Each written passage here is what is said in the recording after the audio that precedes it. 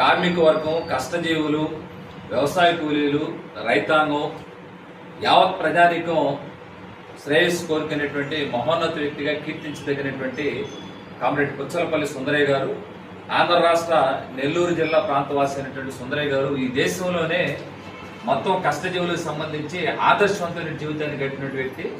ఆయన స్వతహాగా భూస్వామి కుటుంబంలో 1913 మే 1వ తారీఖున జన్మించినప్పటికీ ఆయన బతికున్నంత కాలము ఆయన యావత్ జీవితాన్ని కూడా ప్రజల శ్రేయస్సు కోసం దానికొచ్చినటువంటి మహోన్నత వ్యక్తి. ఆయన మొత్తం సమాజం బాగుండాలనే దానికోసం మా భూస్వామి కుటుంబంలో జన్మించినప్పటికి కూడా మా దళితులు అట్లానే ఇతర సామాన్య వ్యవసాయ కూలీలు వీళ్ళందరి కోసం అప్పట్లోనే సంపత్తి భోజనాలు నిర్వహించడం కానీ, దళితులు బావిలో నీళ్లు తోడుకొని పోతే అగ్ర కులాలు ఉన్నటువంటి చోట దళిత వాడలో ఉన్నటువంటి నీళ్లు తీసుకొచ్చి బావిలో పోయటం, అట్లానే దళితులకి సరుకులు అమ్మని నేపథ్యంలో సరుకులు స్వయంగా ఆయన తీసుకొచ్చి అమ్మటం అనేటువంటి, తీసుకొచ్చి ఆధారక ఇవ్వటం అనేటువంటిది, అట్లా అందరిని చోటు కూర్చోబెట్టి సంపత్తి భోజనాలు నడపడం దళితుల శ్రేయస్సు కోసం పాటుపడే వ్యక్తి. ఈరోజు వ్యవసాయ కూలీలు ఎవరైతే ఉన్నారో వీళ్ళందరికీ సంబంధించి వ్యవసాయ కార్మిక సంఘాన్ని ఏర్పాటు చేసి వ్యవసాయ కూలీలకు సంబంధించి పని భద్రత ఎట్లా ఉండాలంటే అప్పట్లోనే ఆ రోజు సుందరయ్య గారు మహోన్నత వ్యక్తి ఆ రోజు చెప్పడం జరిగింది. ఈరోజు అనేక విషయాలు మనం చూస్తా ఉన్నాం. ఈ దేశంలో కూడా ఇప్పుడు సామ్రాజ్యవాదం, అమెరికా, ఇరాన్ ఈ యుద్ధం ప్రభావం వల్ల పొదుపు చర్యలు పాటించాలని చెప్పేసి దేశ ప్రధానమంత్రి గారు ప్రస్తావించిన నేపథ్యంలో ఇప్పుడు అనేక మంది సైకిళ్లు తొక్కుతా ఉన్నారు.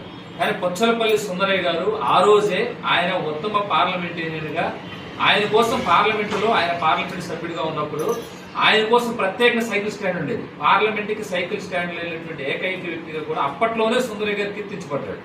సుందరయ్య గారు అదే కాకుండా ఆయన పుచ్చలపల్లి సుందరయ్య రామరెడ్డి, ఈ రెడ్డి అనేటువంటిది నాకు ప్రజల్లో కలవడం కోసం ఆటంకం అవ్వకూడదు, నేను పుచ్చలపల్లి సుందరయ్య గారిని కీర్తించాలి. ఈ రోజు కానీ చాలా మంది వేరే రకాల అనేక తోకలు పెట్టుకుంటున్న పరిస్థితి, కానీ ఆ రకంగా ప్రజల్లో కలిసిపోతుంది.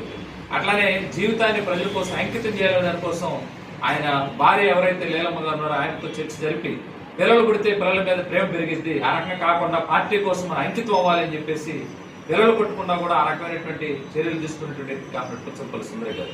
ఈరోజు ఇతర రాజకీయ పార్టీల్లో ఉన్నటువంటి వాళ్ళు కూడా పుచ్చలపల్లి సుందరయ్య గారు లాంటి మహోన్నత వ్యక్తిని అనేక సందర్భాల్లో పలు తప్పాలు గుర్తు చేసుకుంటారు.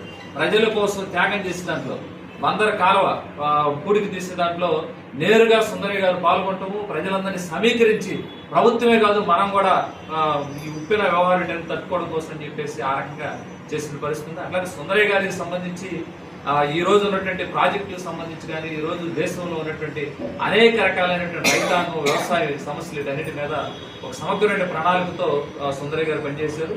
సుందరయ్య గారు